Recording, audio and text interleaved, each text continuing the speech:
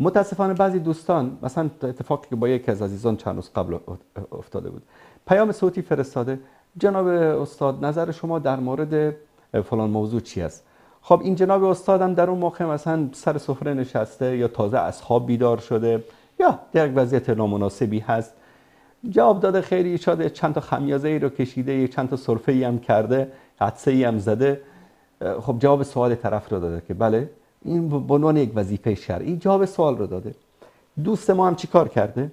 این صدا رو گرفته، روی یک کلیپ ویدیویی گذاشته، عکس این عالم یا این دعوتگر رو هم گذاشته در کنارش، جواب حضرت شیخ فلان ابن فلان به فلان سوال. این رو در یوتیوب پخش کرده، در 24 ساعت 80,000 نفر دیدن.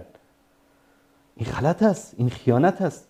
اولا شما حق ندارید که صدای کسی رو، تصویر کسی رو، فیلم کسی رو بدون اجازهش پخش بکنید. مولای بیچاره دنبال این حرفا نمیگرده. و الا باور کنید که اگر مثلا شما برید از یک شخصیت معروف، از یک شخصیت سیاسی، از یک شخصیت اجتماعی رو بدون اجازه فیلمش و عکسش رو، صداش رو پخش بکنید، بر علیه شما در محکمه یک دعوای، در دادگاه دعوایی باز میکنه، باور کنید که در به درتون میکنه، دار و ندارتون ازتون میگیره. اما مولای بیچاره این چیزا سرش نمیشه، بده بره. این کارو نکنید، این خیانت است. اولا به کسایی که این کارا رو میکنن میگیم این خیانت است، نکنید این کارو. شما اجازه ندارید که بدون استئذان، بدون اجازه گرفتن از کسی بیایید فیلمشو، ویدیوشو، صداشو کلیپ کنید، پخش بکنید. من صحبتی کرده بودم در مورد یک مسئله، یک نفری اومده یک عنوان خیلی زشت و زننده روش گذاشته و این کلیپ رو پخش کرده و به همه طرف فرستاده. خب این غلط است، این خیانت است. و شما حق دارید در هر کشوری که باشید، که در کشوری که قانون باشه، برید در دادگاه شکایت بکنید، وکیل بگیرید، پدر طرفو در بیارید.